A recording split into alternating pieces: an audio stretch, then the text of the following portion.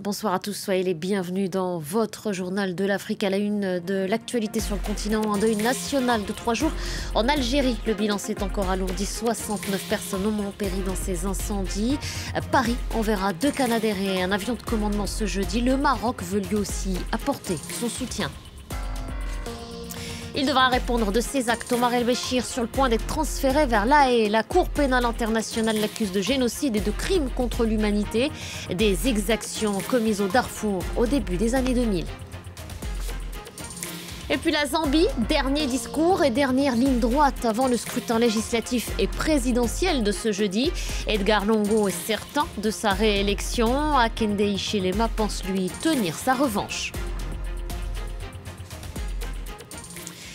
Volontaires, militaires et soldats du feu toujours mobilisés en Algérie. 18 départements sont toujours en proie de violents incendies. La Kabylie, on le sait, est particulièrement éprouvée. Au moins 69 personnes ont péri dans ces feux. On assiste aussi depuis 24 heures à un élan de solidarité. Wassim Cornet. Un épais nuage de cendres et des flammes à perte de vue. Depuis plusieurs jours, les incendies font rage dans le nord de l'Algérie, en particulier en Kabylie. Des dizaines de personnes sont mortes et plusieurs centaines ont fui leur domicile. Sur place, un mélange de détresse et de colère. De nombreux habitants s'estiment complètement abandonnés par l'État.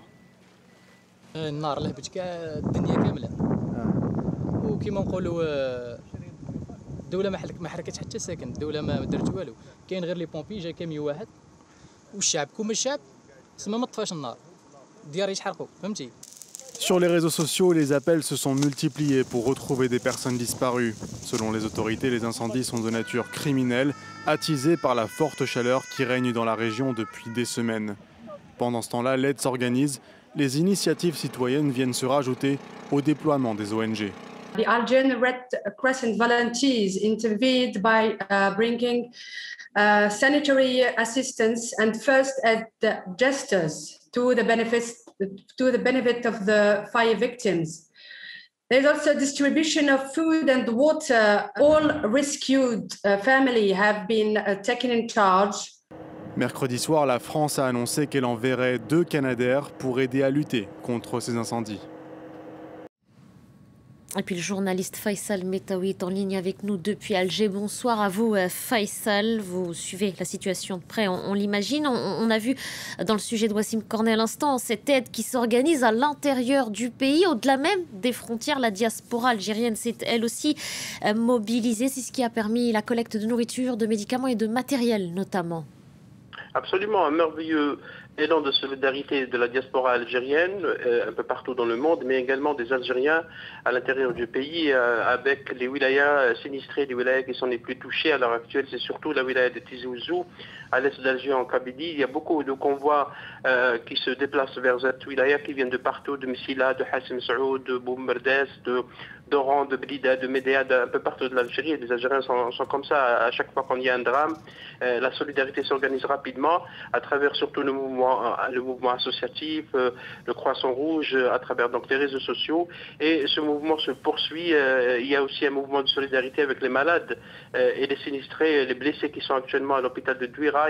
On parle d'une vingtaine de malades, peut-être plus, qui sont dans une situation difficile, vu qu'ils ont été exposés à la fumée et également au feu. Et à l'heure actuelle, il y a toujours des villages donc, dans la région de Kabylie, à Béjaïa et Tizi Ouzou, qui sont encerclés avec le feu. La lutte se poursuit par les unités de l'armée, également de la protection civile et des volontaires pour circonscrire l'étendue du feu, avec une chaleur torride qui n'arrange pas vraiment l'affaire des secouristes.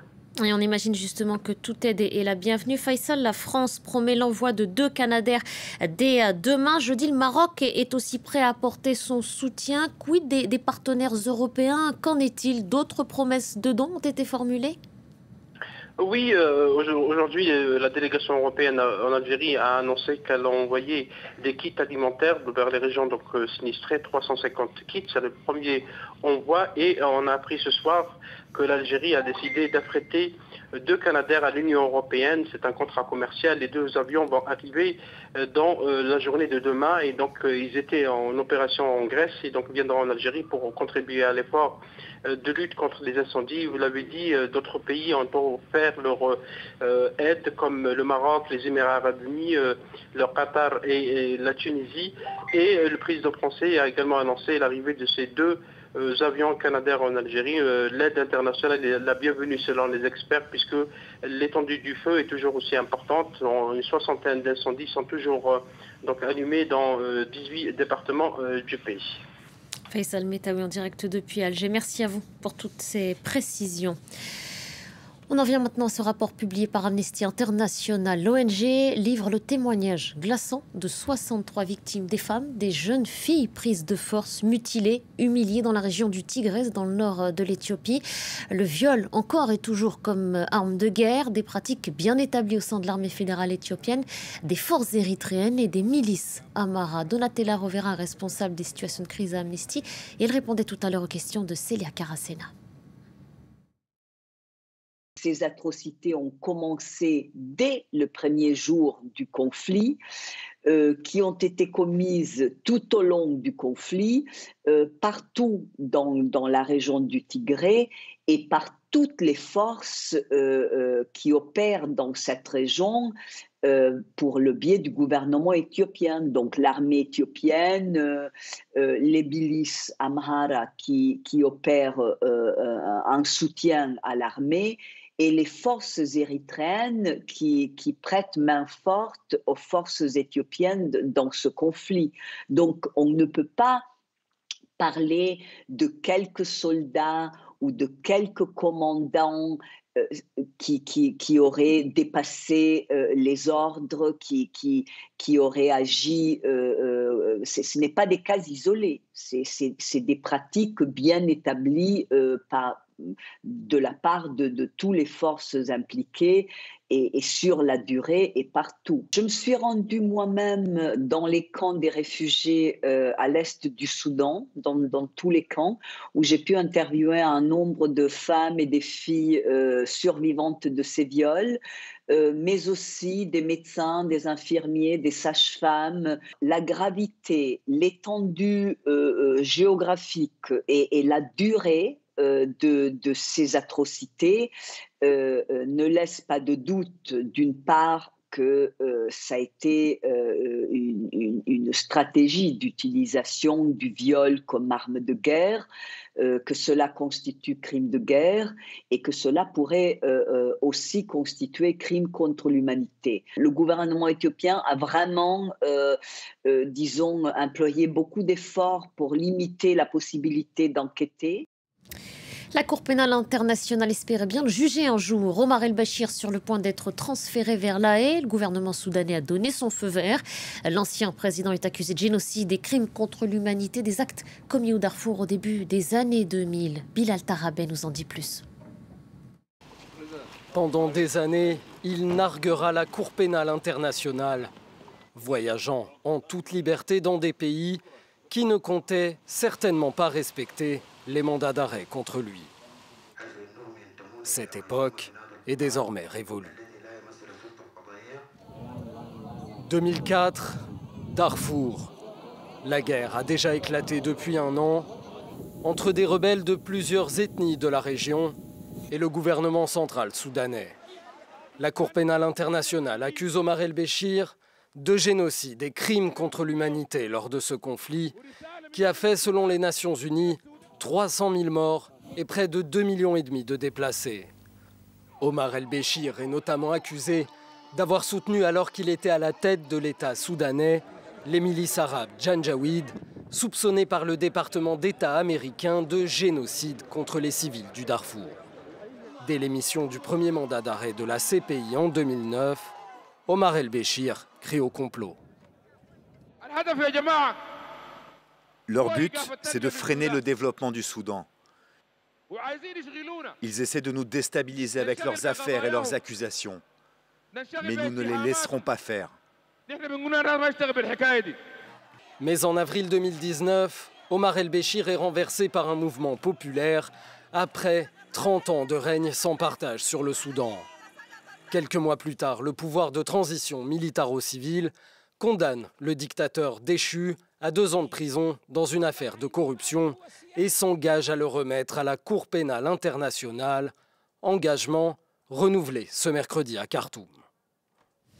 Dernier préparatif en Zambie avant les législatives et la présidentielle de ce jeudi. L'actuel chef de l'État, Edgar Lungu, espère se maintenir au pouvoir. Sauf que pour une partie de la population, il est responsable de la dette colossale du pays. Laurent Berstecher. Entré en politique en 2011, Edgar Lungu est nommé ministre de la Défense en 2013 sous le gouvernement de Michael Sata. L'année suivante, il devient ministre de la Justice et secrétaire général du Front patriotique, le parti au pouvoir. Quand Michael Sata tombe gravement malade en 2014, c'est Edgar Lungu qui prend les rênes du pays en son absence. Et suite au décès du président, il est élu pour le remplacer et terminer son mandat. Fort de cette expérience, Edgar Lungu se porte candidat à l'élection présidentielle de 2016.